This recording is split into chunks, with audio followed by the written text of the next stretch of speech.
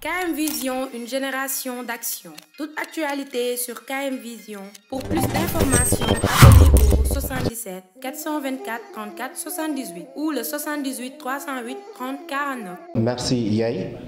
Et en commençant, j'aimerais juste préciser que l'ONG Plan International a décidé d'agir pour les filles parce qu'elle a vu que les filles dans le monde entier, en particulier dans les pays en développement, sont les premières victimes d'inégalités, d'exclusion et de discrimination et d'abus. C'est ce que Plan a dit, raison pour laquelle Plan a voulu agir pour les filles, si je ne me trompe. Certains activistes nous disent qu'ils agissent pour les droits des filles parce qu'elles pensent que les hommes et les femmes ont les mêmes droits. Moi, personnellement, j'ai décidé d'agir pour les filles. Quand je dis moi, c'est nous, parce que ces filles sont nos mères, ces filles sont nos sœurs. Ces filles sont l'avenir de notre société, parce que sans ces filles, nous n'aurons pas d'hommes politiques, ni de présidents, ni de médecins, ni de décideurs. Parce que ces décideurs viennent de ces filles. Raison pour laquelle on a pris l'engagement d'agir pour les droits des filles. Mais aujourd'hui, le constat est général. Et quand on dit que le constat est général, on constate beaucoup ou plusieurs violences qui sont basées sur le genre. Violences basées sur le genre, que ce soit dans le Sénégal comme dans beaucoup de pays africains. Et ce constat étant général, il y a des avancées qui ont été notées, il y a des actions qui ont été posées par des ONG qui travaillent pour la cause des filles, la cause des enfants en général. Mais malheureusement, il faudrait que l'État puisse accompagner à 100%. Quand on dit l'État, c'est tout l'organisme ou bien toute cette sphère qui tourne autour des décideurs, que ce soit les décideurs politiques, religieux ou autres.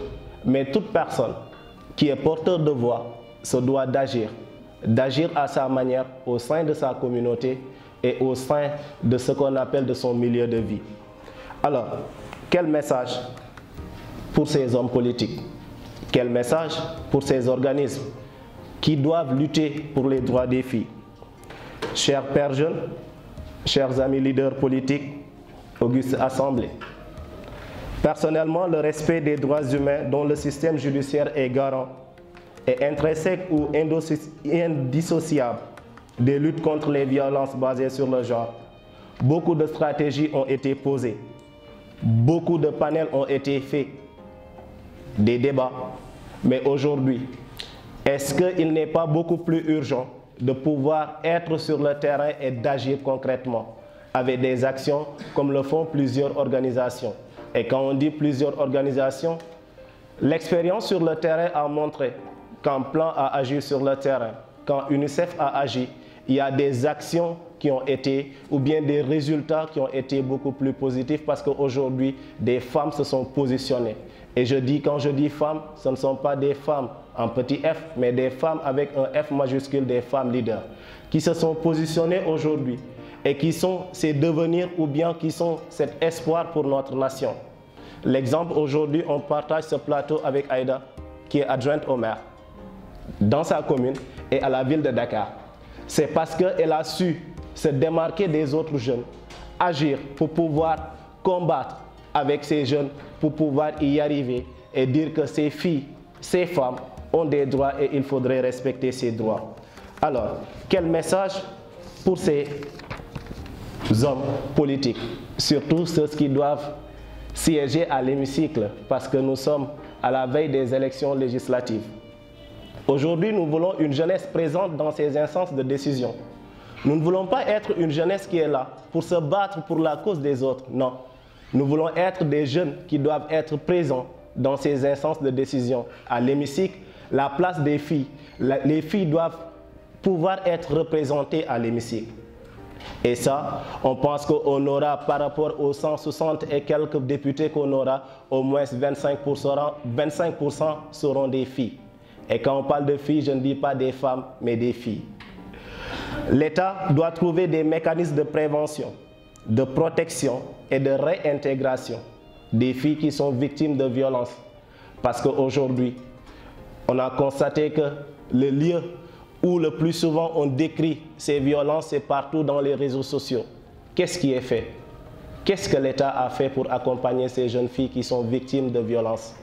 Il faudrait que l'État puisse trouver ces mécanismes-là pour pouvoir accompagner ces filles qui sont victimes de violences. Et quand on parle de victimes de violences, on sait aujourd'hui qu'il y a plusieurs cas de viol.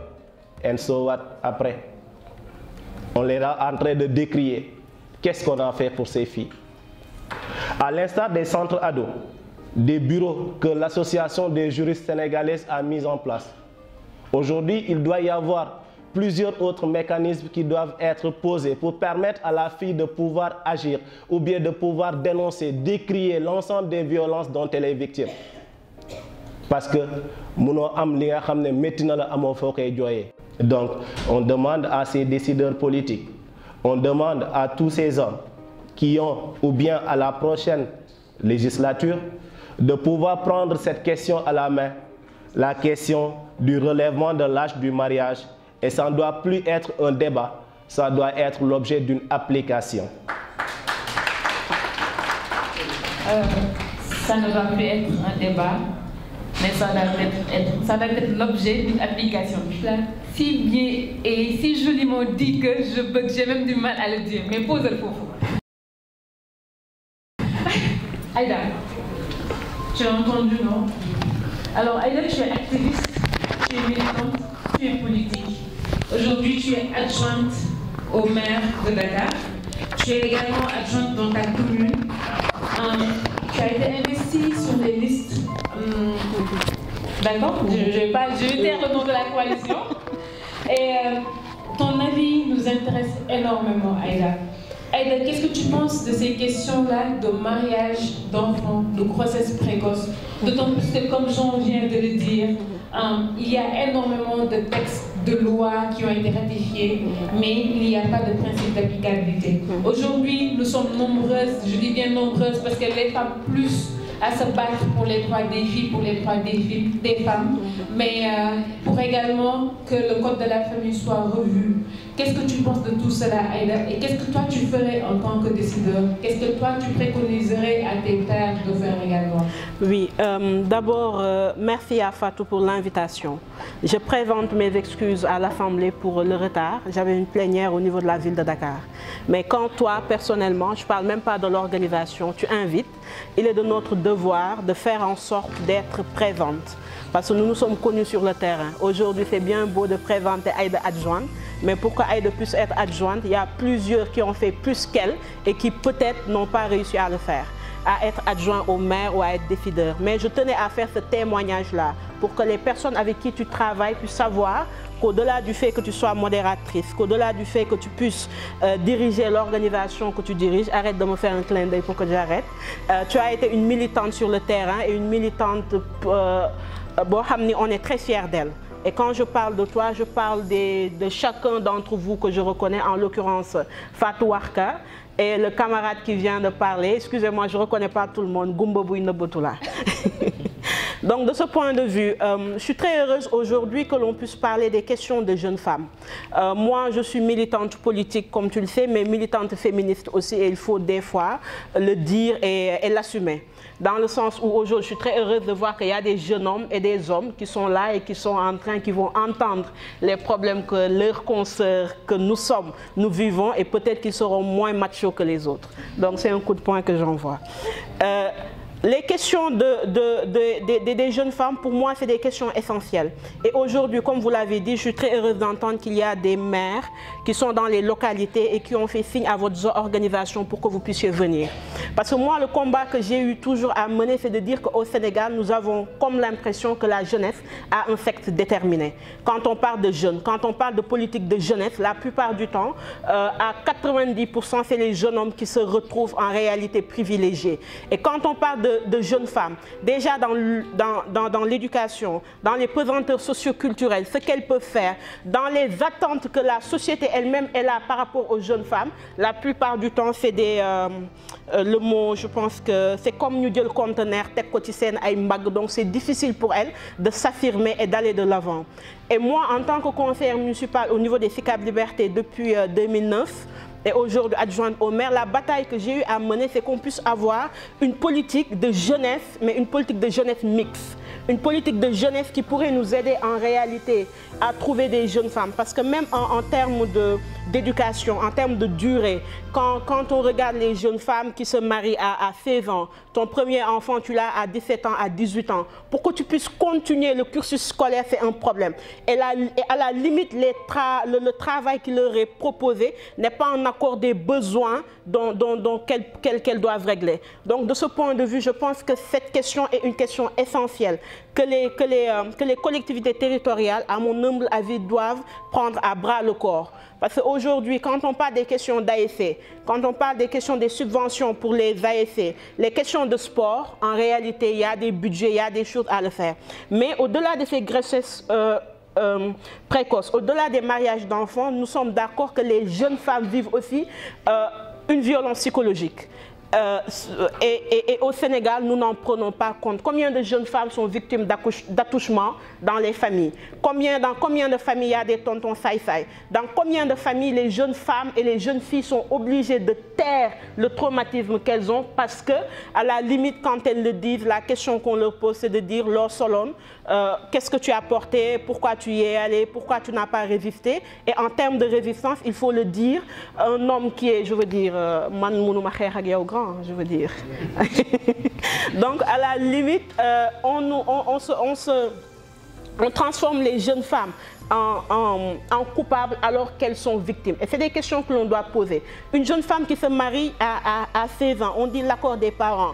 Et moi, je suis d'une ethnie, les Halpulaar, où quand tu es Pulaar, en réalité, dès que tu es bébé, il y a le boom que l'on lit là, je ne sais pas comment on l'appelle là, takuboum, où un de tes enfants, de ton oncle, ou même ton oncle lui-même te prépare 18 ans ou 13 ans après à être ton mari. Et de ce point de vue, elles ont du mal en réalité à s'affirmer et à être des personnes sur qui nous pouvons compter sur l'avenir. Il y a des jeunes femmes qui sont jeunes filles.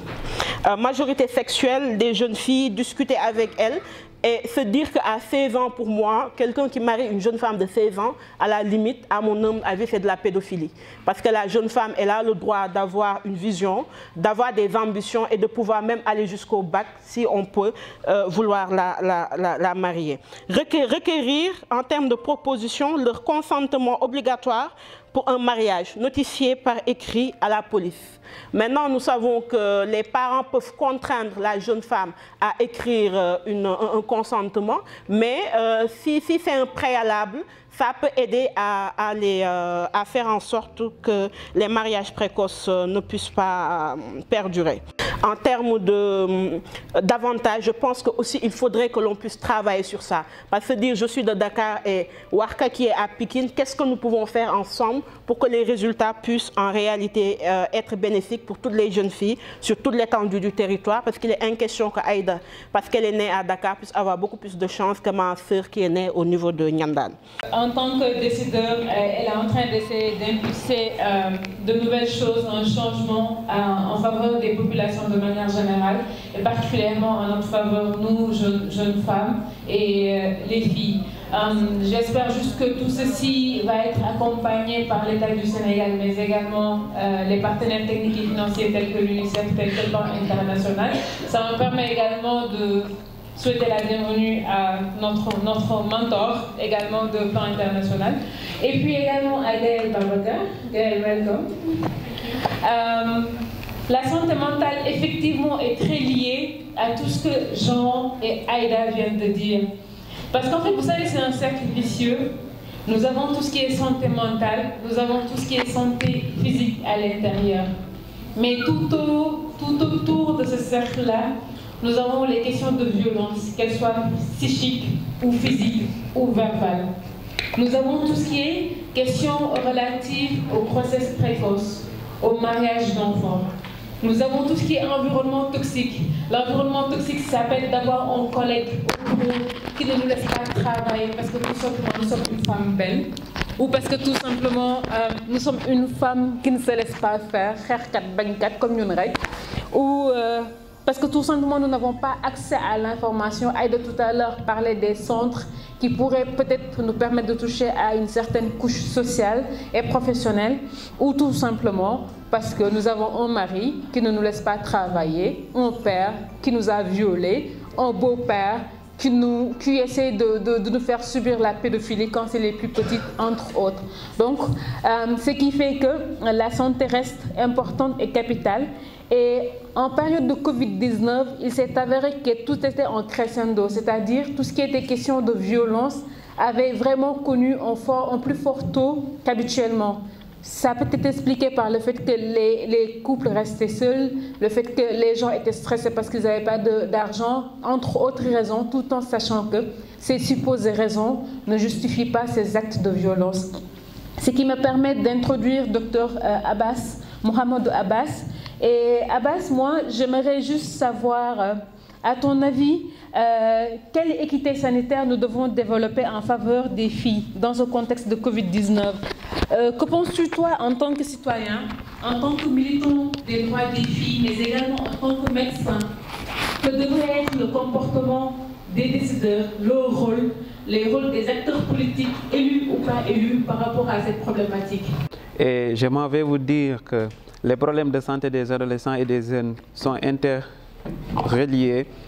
Et c'est dans l'environnement socio-culturel qu'il faut rechercher ces causes péjoratives de développement pour la santé.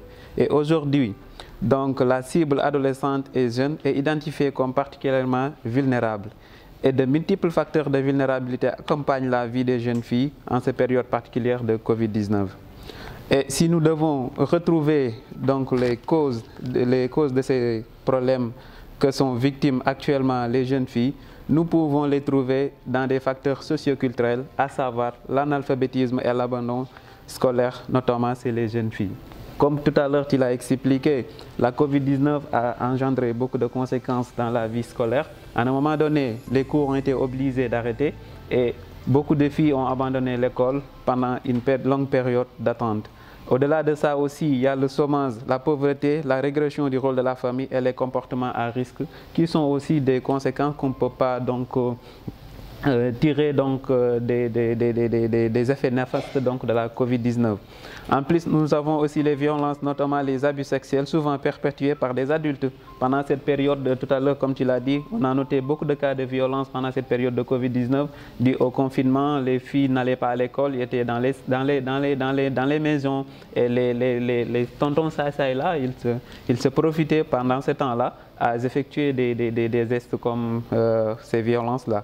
Et au-delà de ça aussi, il y a les discriminations liées à l'origine ethnique et au sexe. Ça aussi, on peut le considérer comme les violences basées sur le genre qu'il vient tout à l'heure de dire. Tout ça là sont des causes vraiment qui posent préjudice aux jeunes filles pour qu'elles aient donc un épanouissement sanitaire. Et pour trouver des solutions, il y en a beaucoup, hein, pour trouver des solutions à ces problèmes-là. Bon, avant de parler même des solutions, j'aimerais un tout petit peu parler aussi sur le plan sanitaire, donc les problèmes que rencontrent ces jeunes filles. Et en ce qui concerne les facteurs sanitaires, nous avons le manque d'information et la mauvaise perception des jeunes des risques liés à leur santé. Tout à l'heure, les tableaux que je viens de voir là, les mauvaises informations concernant le vaccin contre la Covid-19, les gens te disent que si tu es vacciné, tu seras stérile, tu ne pourras pas faire des enfants. Donc les filles, ou bien en particulier les jeunes, n'ont pas la bonne information concernant même leur propre santé. Alors que tout ça sont des fausses rumeurs, ce sont des informations qui ne sont pas fondées. Donc ça constitue un problème sanitaire pour l'épanouissement sanitaire de ces jeunes filles-là. L'insuffisance dans l'intégration et la composante adolescente dans les programmes de santé.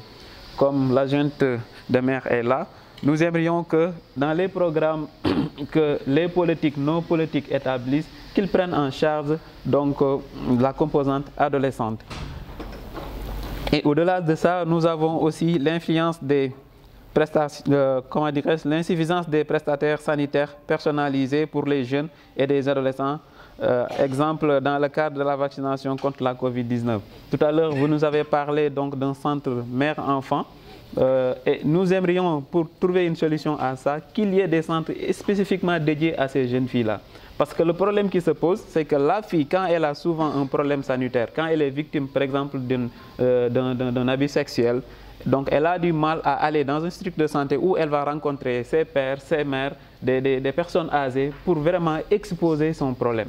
Donc s'il y avait un centre spécifiquement dédié à ces filles-là, où elles pourront aller, donc se parler à l'aise, rencontrer des gens de leur âge, de leur génération, où ils n'ont pas peur d'être vus par un tonton ou bien une mère. Donc je crois que ça serait vraiment mieux pour eux. Je me réjouis personnellement d'être parmi vous ce soir. 2 casquettes pourraient justifier un peu ma présence ici. D'abord, je suis membre fondatrice du collectif Patients en danger, un collectif qui est né suite à l'affaire Astou Sokhna, qui a secoué un peu l'actualité nationale et internationale. Si on se souvient bien, c'est une jeune femme qui a été victime de négligence médicale présumée. Je tiens à préciser que c'est une affaire présumée dans la mesure où l'affaire est pendante devant la justice et que les procédures ont été déclenchées. Et donc, comme nous le constatons très souvent au Sénégal, les responsabilités médicales ne sont jamais prouvées ici. En général, quand une personne perd la vie, en donnant la vie, eh bien, c'est le ndogalu yalla qui s'ensuit. On l'amène à la morgue et puis voilà, c'est les condoléances, c'est le deuil et puis on passe à autre chose. En Occident, il suffit qu'un prématuré perde la vie pour qu'une enquête soit déclenchée.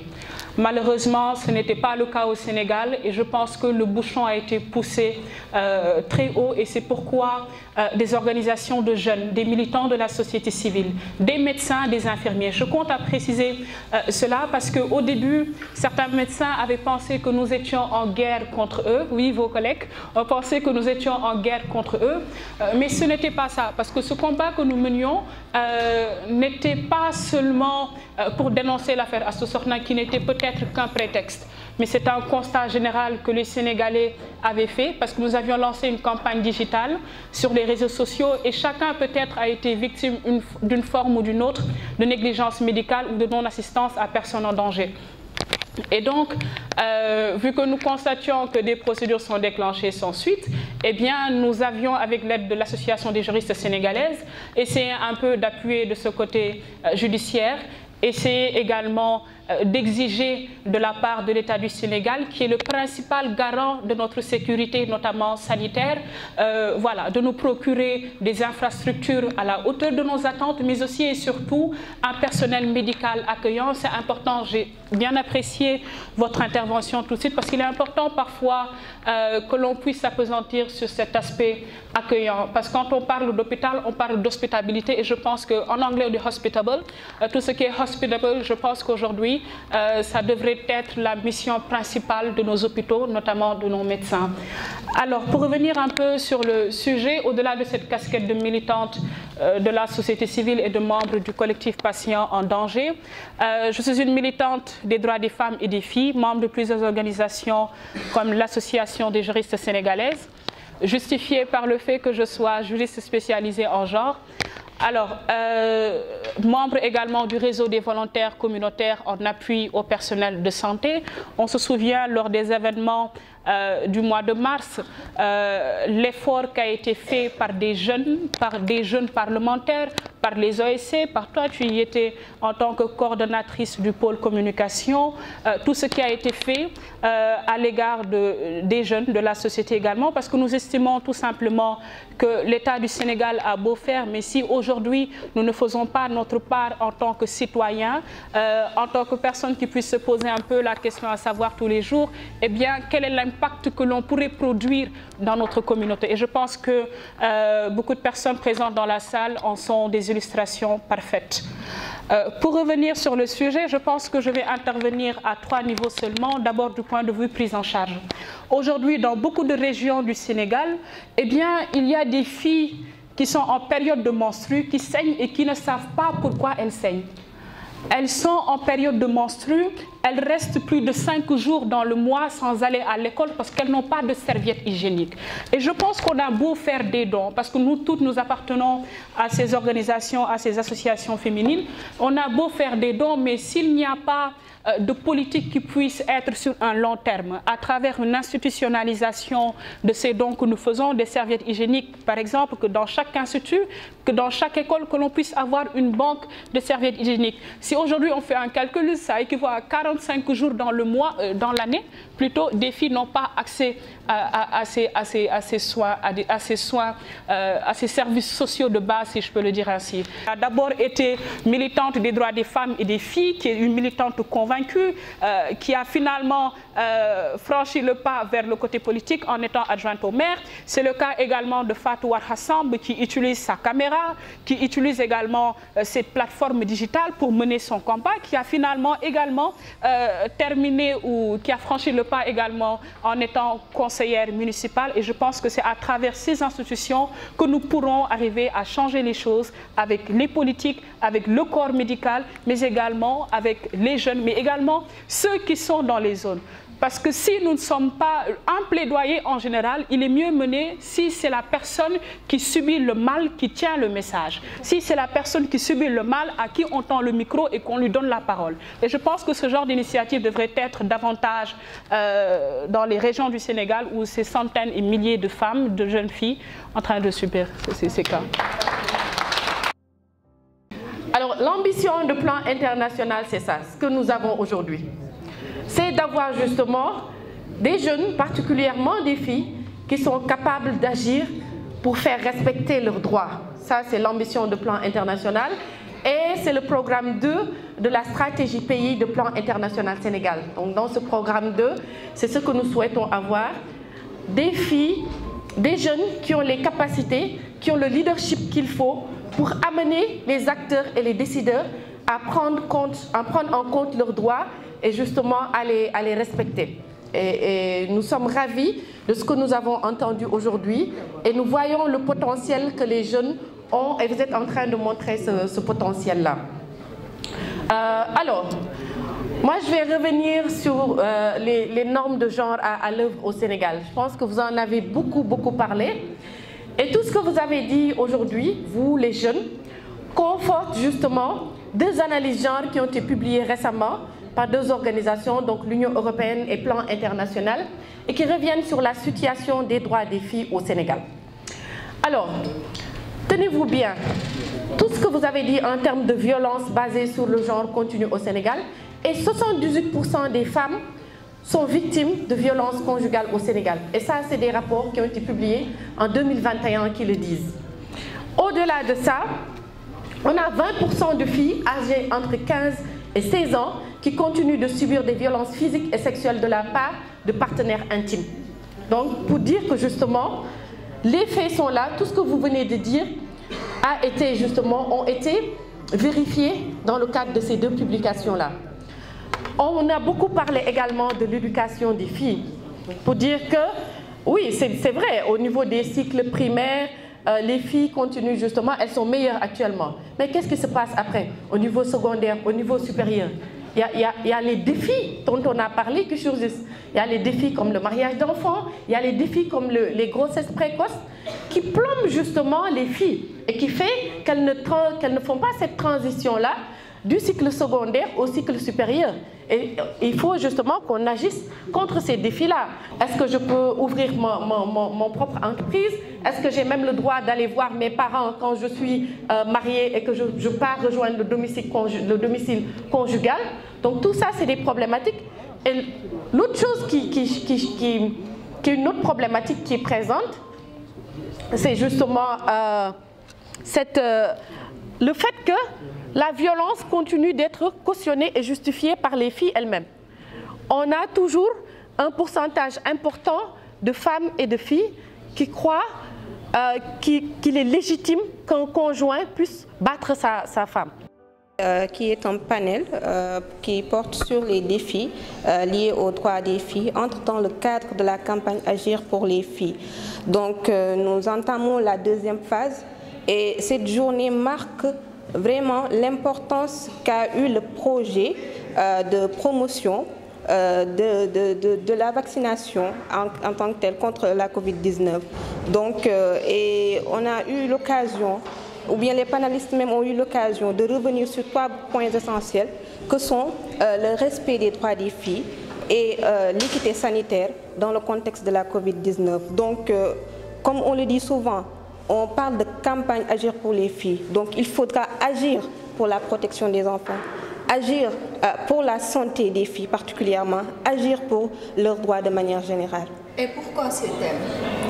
Oui, ces thèmes, comme je l'ai si bien dit, ça entre dans le cadre de la campagne que l'AOJS a mise en place, qui s'appelle la campagne Agir pour les filles. Et on s'est dit qu'avec l'AOJS, on va lutter contre toutes les formes d'inégalité qui touchent les jeunes, particulièrement les filles. Et pour pouvoir mettre en œuvre des approches qui permettraient aux jeunes, vraiment, ou bien aux acteurs, de pouvoir mettre fin à ces inégalités-là, il faudra impérativement procéder à des initiatives concrètes comme des panels, comme des sensibilisations, comme des visites à domicile, comme aujourd'hui des rencontres qui permettraient aux acteurs de se prononcer là-dessus, comme on l'a fait aujourd'hui avec ce panel. Alors, que comptez-vous faire sur la promotion de la vaccination contre la Covid? Oui, je peux dire que déjà, on a eu à faire une marche la semaine dernière, et aujourd'hui avec ce panel-là, ça montre qu'on n'a pas encore fini, surtout avec la campagne, parce que comme je l'ai dit tantôt, on débute la deuxième phase de la campagne Agir pour les filles. Et avec la santé de la fille, ça nous préoccupe vraiment au sein de l'Alliance. On va continuer vraiment avec Plan International, qui est notre partenaire stratégique, mais aussi avec UNICEF, à mettre en place d'autres initiatives dans le contexte de la santé des enfants, surtout dans le contexte de la Covid-19.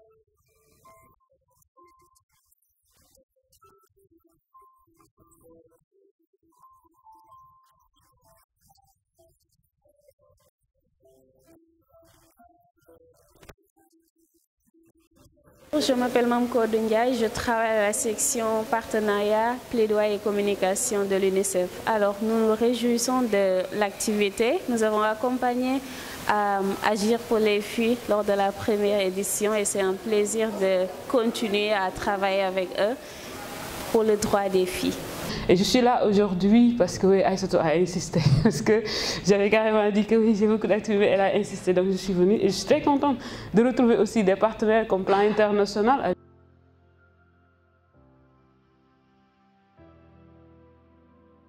Donc dire oui, c'est important et c'est ce que Gaël a dit, oui, il faut que le protocole, tous les, je sais pas quoi, mais en termes de pratique, il y a toujours des problèmes.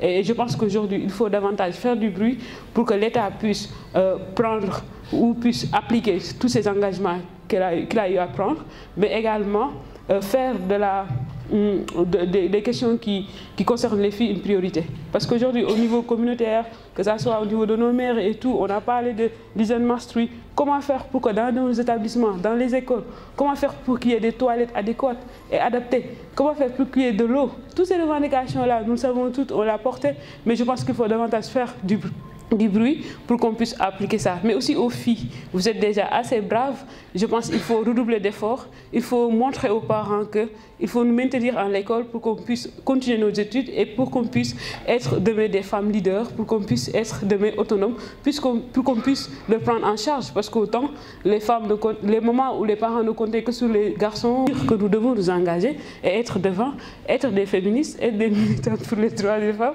Et oui, parce qu'il faut qu'on donne ce pays-là aux femmes pour qu'on puisse résoudre tous ces problèmes d'illégalité.